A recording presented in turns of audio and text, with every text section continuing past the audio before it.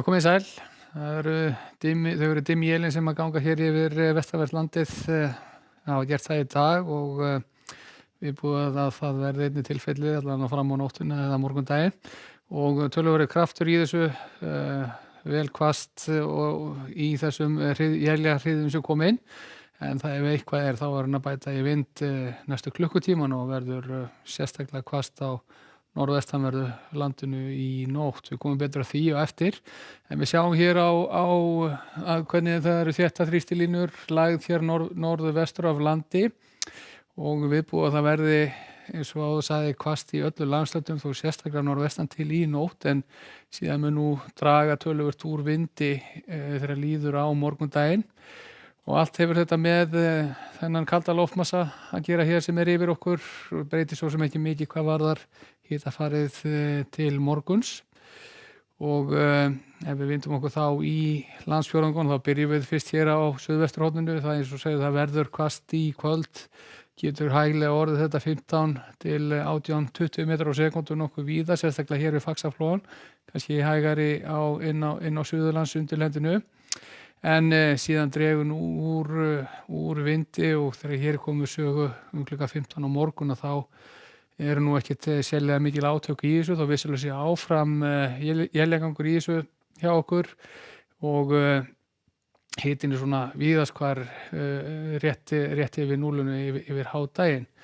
En þegar við förum síðan norður yfir heiðar þá ætlum við svona aðeins að byrja á stöðinu á miðnætti og þá sjáum við að það verður bálhvasst sérstaklega þá á Vestfjörðunum en þetta er að teygja sér inn á Norðurland vestra og nú þannig að það er verið að spá vindstyrk þarna og yfir 25 metrar á sekúndu sem eru gömlu 10 vindstigin eða rok og með þessu náttúrulega éljagangur og skafrenningur þannig að verður svona frekar leiðilegt veður á þessu slóðum fram á nóttina og hugsanlega eitthvað fram á morgun.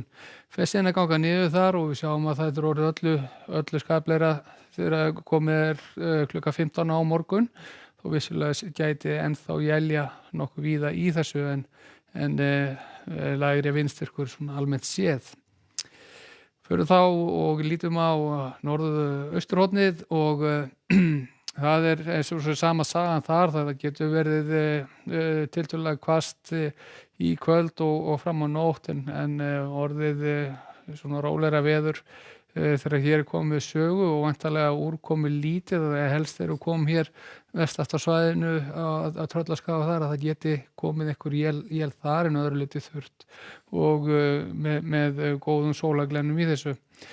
Og síðan þegar við förum yfir á suðausturhornið þá getur verið töluverður breytileiki hvað varðar vindinn. Við sjáum til að mynda þessi vindur stendur af Öræfajökli og Hvannadalshnjúkja þar getur orðið tiltölulega hvasst en í nágrenninu jafnvel mun hægari vindur.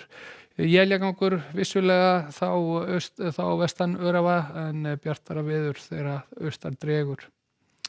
En þá að næstu dögum og við byrjum hér á föstudaginn, við höfum aðeins verið að vandræðast með þessa lægð sem á að koma hér upp á föstudaginn og nýjustu spár eru að gera ráð fyrir að lægðin komi nær en spár gerðu ráð fyrir í gær sem þýðir að það verður nú bæði hvassara á austanverðu landinu og einnig töluvert meiri úrkoma. Við sjáum að það getur jafnvel verið svo að það verði norðan stormur víða austanvert landið og talsverð snjókoma eða slydda í þessu en úti við austurströndina getur þetta vissulega getur blotnað í úrkomunni og jafnvel farið í hreina rigningu allan tíma.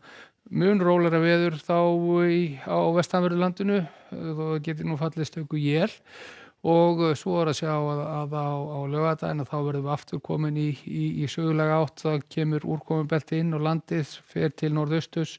Að mestu leyti verður þetta slydda eða snjókoma í þeirri úrkomu en gæti tíma allan hér sunnanlands farið yfir í rigningu. Og svo er að sjá að á sunnudaginn þá fáum við skammvinna norðanátt með þá og komum fyrst og fremst norðanvert landið en bjart veður hér syðra. En lætur þetta gott að sinni, verið sæl.